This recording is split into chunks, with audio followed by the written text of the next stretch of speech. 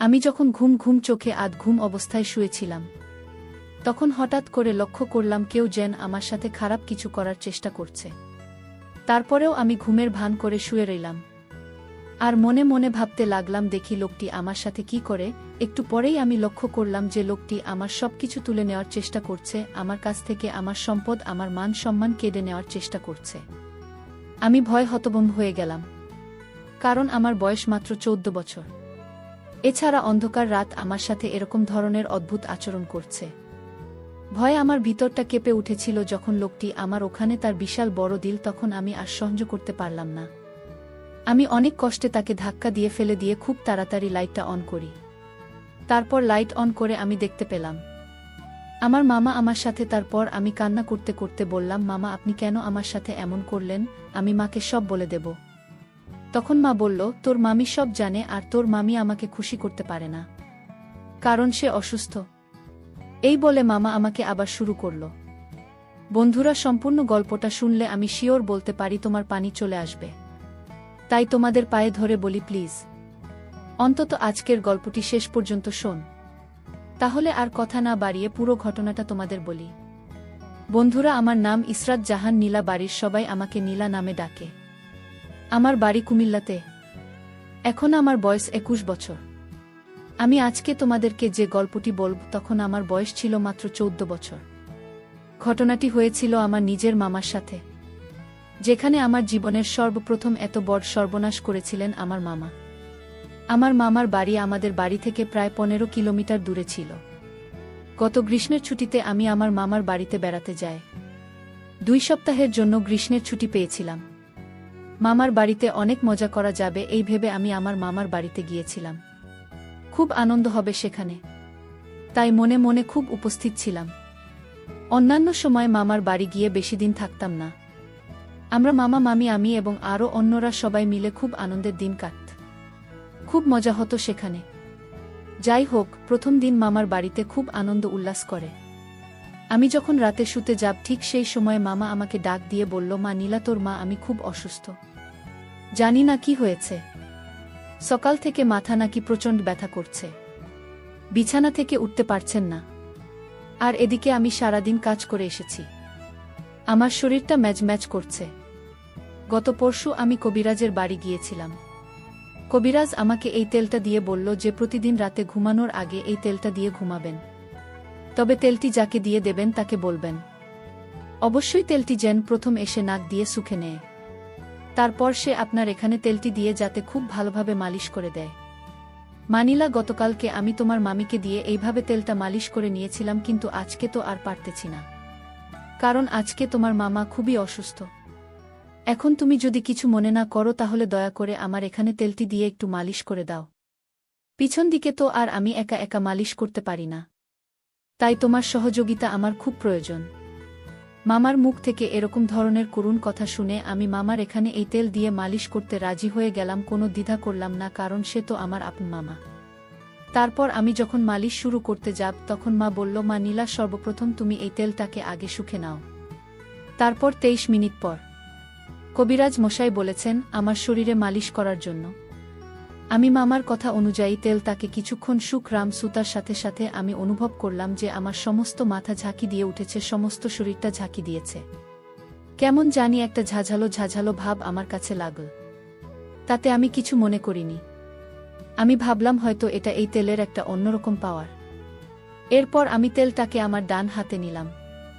এরপর মামার পিছনের দিক থেকে, মানে যে জায়গায় ব্যথা অনুভব করে, সে জায়গায় দিতে শুরু করলাম। মামা খুব আরাম পাচ্ছিল মনে হচ্ছে। মা বলল, মা নীলা, তুই তো খুব ভালো করে মালিশ করতে পারিস। এত সুন্দর মালিশ তুই শিখেছিস কোথা থেকে? আমি বললাম, মামা, আমার বাবারও এরকম ধরনের ব্যথা হতো। আমি ছোটবেলায় বাবাকে এভাবে মালিশ করে দিতাম আর বাবা অনেক আরাম পেতে।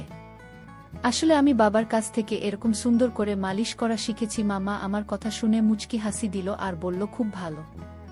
আচ্ছা ঠিক আছে নিলাম, তাহলে আমাকে একটু ভালো করে মালিশ দাও। আমিও তোমার মালিশ পেয়ে অনেক আরাম পাচ্ছি। একেবারে চোখে ঘুম চলে আসছে। মামার মুখ থেকে এরকম ধরনের প্রশংসা শুনে আমি খুব আনন্দ পেয়েছিলাম, আর মামার ওখানে মালিশ দেওয়ার জন্য খুব আগ্রহী হয়ে যাচ্ছিলাম, কারণ মামা আমার খুব প্রশংসা করছিল। আমার দুষ্টু বন্ধুরা, তোমাদেরকে একটি কথা বলে রাখি। মেয়েদেরকে কোনো কাজে যদি প্রশংসা করা হয় তাহলে সেই কাজে কিন্তু মেয়েদের আগ্রহ অনেকটা বেড়ে যায়। তাই আমার অবস্থাও ঠিক সেরকমই হয়েছিল। মামার মুখ থেকে প্রশংসা আরও বেশি পাওয়ার জন্য মা আমাকে খুব ভালোভাবে মালিশ দিতে শুরু করলাম। এভাবে মামাকে প্রায় 10-12 মিনিট মালিশ দেওয়ার পর আমার কেমন জানি লাগছিল। মাথাটা কেমন জানি আমার হঠাৎ করে ঘুরে যাচ্ছিল। বুঝতে পারলাম না কি হচ্ছে। মাথাটা একটা চক্কর মেরে উঠতেই আমি মামার ওখানে শুয়ে পড়লাম। তারপর যে কি হলো আসলে আমার কোনো গান ছিল না। কিন্তু এটা যে আমার একটা বড় রকমের চক্রান্ত ছিল তা আমি বুঝতে পারিনি। এই তেলের মধ্যে হয়তো এমন কিছু মিশিয়েছিল যে কারণে 10-12 মিনিট পর আমি এভাবে পড়ে গেলাম। আজ সকালে ঘুম থেকে উঠে দেখি আমার সবকিছু এলোমেলো অবস্থায় পড়ে রয়েছে। মনে হচ্ছে কেউ আমার সাথে খারাপ কিছু করেছে আর আমার নিচের অবস্থা একেবারে খারাপ হয়ে গেছে। আমি বুঝতে পারছি না তখন কি করব। হঠাৎ করে আমার এরকম অবস্থা কি করে হলো? যাই হোক, মামা আমাকে অনেক আদর করত আর অনেক ভালোবাসে ছোটবেলা থেকেই। কিন্তু মামাকে তো আমি কখনো সন্দেহ করতে পারি না। সে তো আমার বাবার সমতুল্য। আমার বাবার চাইতেও আমার মামা আমাকে অনেক বেশি আদর করত। আর সবচেয়ে বড় কথা হলো, আমি যখন আমাকে তেল দিতে গিয়েছিলাম, মানে মালিশ করতে গিয়েছিলাম, তখন আমার মনে হচ্ছিল আমি মামাকে মালিশ দিচ্ছি। কিন্তু সকালে ঘুম থেকে উঠে দেখি আমি আমার রুমে শুয়ে আছি আর মামা মামার রুমে শুয়ে আছে।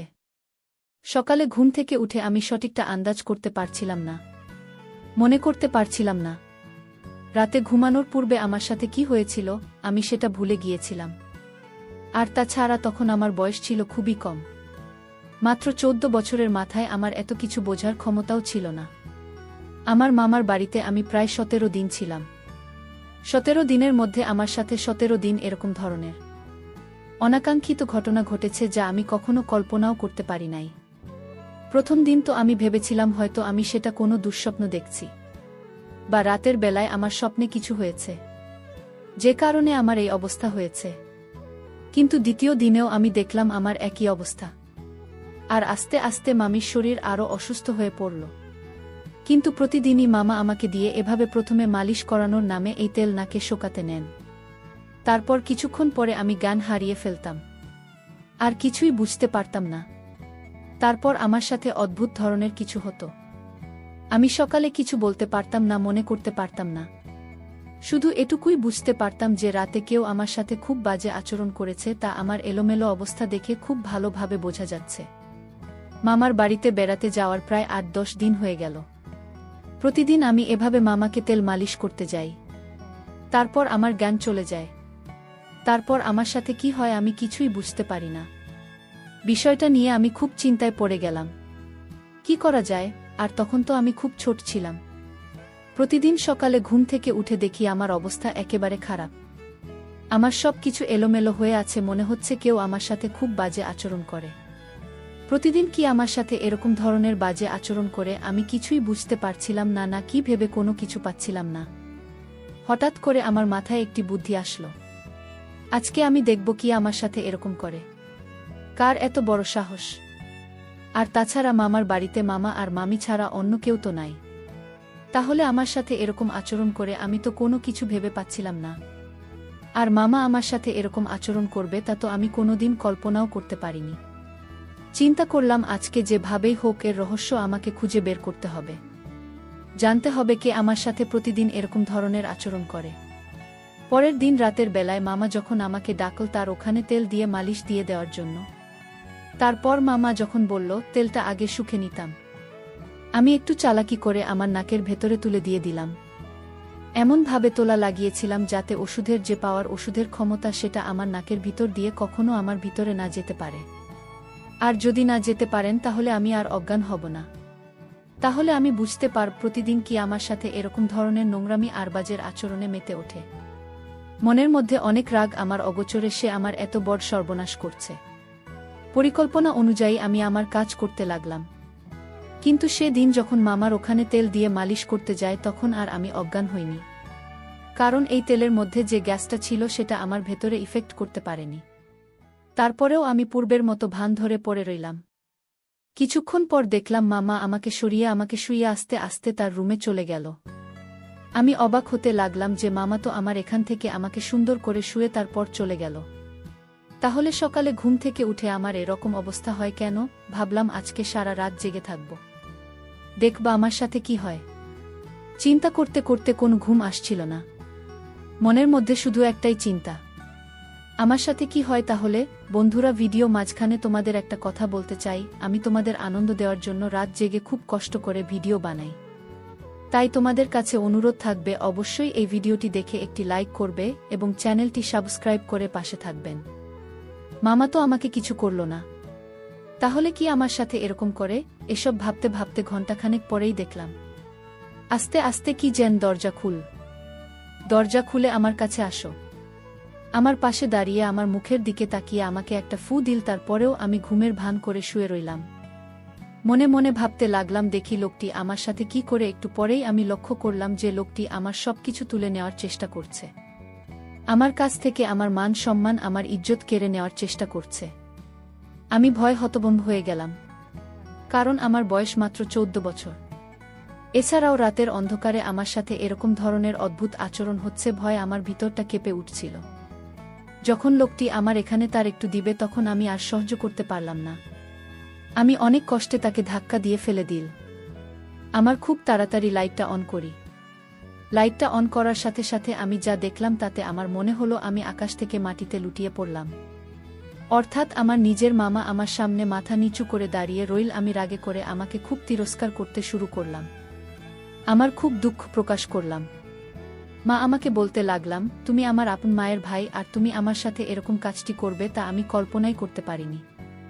এই বলে আমি খুব কাঁদতে লাগলাম। তারপর মা মাথাটা নিচু করে আমার ওখান থেকে চলে আসলো। সে দিন রাত পেরিয়ে সকাল হলে আমি আমার মামার এখানে গেলাম। মামা আমাকে দেখে খুব হাসি খুশি করছিল। মনে হচ্ছিল না যে সে রাতে আমার সাথে এরকম ধরনের একটা জঘন্য কাজ করে। তার এই আচরণ দেখে আমি অনেকটা হতবাক হয়ে যাই। ভাবলাম, আমার মামা এত খারাপ, এত জঘন্য। আস্তে আস্তে আমার মনটা খারাপ হতে লাগল। এক পর্যায়ে আমি মামার সামনে কেঁদে দিলাম। আমার কান্না দেখে মামা খুব বিস্ময়ের সাথে আমাকে জিজ্ঞেস করল, মা নীলা, তোমার কি হয়েছে? তুমি কাঁদছ কেন?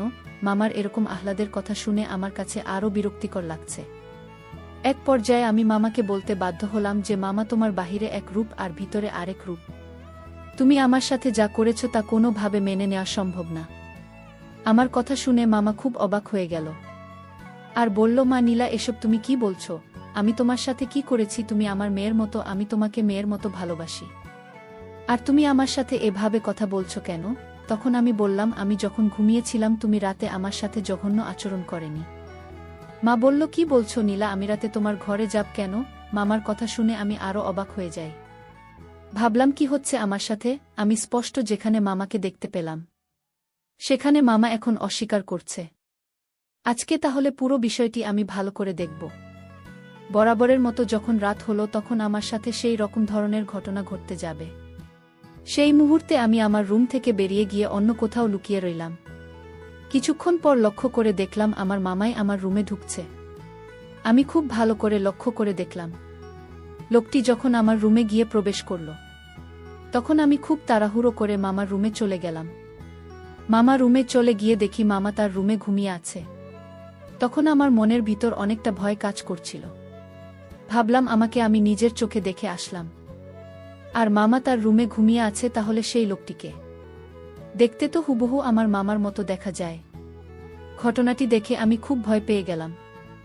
ভয় পেয়ে আমার মা আমাকে ঘুম থেকে গিয়ে ডেকে তুললাম, আর পুরো ঘটনাটি আমাকে বিস্তারিত বললাম। তারপর মা বলল, মানিলার জন্য তুই আমার সাথে এরকম ধরনের আচরণ করতে, তাই না? আমি বললাম, হ্যাঁ মামা। মামা সম্পূর্ণ বিষয়টি বুঝতে পারল। বোঝার পর মা বলল, আগামীকালকে আমি তোমাকে কবিরাজ বাবার কাছে নিয়ে যাব। হয়তো তোমার সাথে কোনো অপশক্তি রাত্রে বসবাস করে, তোমার সাথে আমার রূপ ধরে জঘন্যতম কাজ করে, আর এই অপশক্তি তোমার ক্ষতি করার চেষ্টা করছে। পরের দিন সকালে মামা এক কবিরাজ বাবার কাছে আমাকে নিয়ে গেল। কবিরাজ বাবা আমাকে খুব ভালো করে পরীক্ষা করে দেখবেন। তারপর আমার মা বলল, তোমার ভাগ্নের সাথে এক দুষ্টু জিন বসবাস করে এবং প্রতিদিন রাতে তার সাথে খুব বাজে আচরণ করে। আর সবচেয়ে মজার ব্যাপার হলো, তোমার ভাগ্নের সাথে এই ঘটনাটি ঘটায় তোমার রূপ ধরে। তারপর কবিরাজ বাবার কথা শুনে আমি অবাক হয়ে গেলাম। তারপর মামা বলল, কবিরাজ বাবা, আমাদের এখন করণীয় কি? তারপর কবিরাজ বাবা বলল, তুমি কোনো চিন্তা করো না, আমি 7 দিন চিকিৎসা করে তাকে ভালো করে ফেলতে পারব। তুমি তোমার ভাগ্নিকে 7 দিন ফজরের নামাজের পরপরই অন্ধকার থাকা অবস্থায় আমার কাছে নিয়ে আসবে। তারপর পুরো 7 দিন চিকিৎসা করার পর আমার মধ্যে আর এরকম ধরনের কোনো কিছু লক্ষণ আমি দেখতে পাইনি। মনে হচ্ছিল যেন আমি পরিপূর্ণ সুস্থ হয়ে গিয়েছিলাম। কবিরাজ বাবা আমাকে একটি দাবি দিয়েছিল। তা বীজটি অনেক শক্তিশালী ছিল বটে। যতক্ষণে দাবি ছিল ততক্ষণ আমার মধ্যে কোনো অপশক্তি আর কাজ করতে পারিনি। বন্ধুরা, তোমাদের দোয়ায় এখন আমি পুরোপুরি সুস্থ। এখন আমি খুব ভালো আছি। পরিশেষে বন্ধুরা, আমি তোমাদেরকে বলব, পৃথিবীতে হয়তো এরকম কিছু অদ্ভুত ব্যাপার আছে, যে ব্যাপারগুলো ডাক্তার বা অন্য কোনো চিকিৎসায় তাদের কিছুই করতে পারে না। এরা এক ধরনের অপশক্তি, হয়তো এটাও বিধাতার কোনো এক সৃষ্টি, যা কোনো না কোনো কারণে মানুষের ক্ষতি করার চেষ্টা করে। অনেক সময় আমরা হয়তো এসব বিষয়কে তুচ্ছতা ছিল মনে করে এগিয়ে চলি, কিন্তু বাস্তবতা যে কখন কার জীবনে কোনটা সত্য হয়ে দাঁড়ায় তা কখনো বোঝা যায় না। আমাদের প্রত্যেকটি মানুষেরই উচিত প্রত্যেকটি ছোটখাটো বিষয়ে সিরিয়াস ভেবে নেওয়া। তাহলে হয়তো আমাদের জীবনে এরকম ধরনের অপ্রত্যাশিত ঘটনা থেকে বেঁচে থাকা সম্ভব। বন্ধুরা, আজকে এই পর্যন্তই। আবারও আসব তোমাদের মধ্যে নতুন কোনো ভিডিও নিয়ে। ভিডিওটি যদি তোমাদের ভালো লাগে তাহলে একটি লাইক দাও। প্রতিদিন আমি তোমাদেরকে এমন নতুন গল্প উপহার দেব, তাই তোমাদের দুটি পায়ে ধরে অনুরোধ করছি, তোমরা যদি এরকম ধরনের মজার মজার গল্প পেতে চাও তাহলে দয়া করে আমার চ্যানেলটি সাবস্ক্রাইব করো। পরিশেষে তোমাদের সকলের সুস্বাস্থ্য কামনা করি।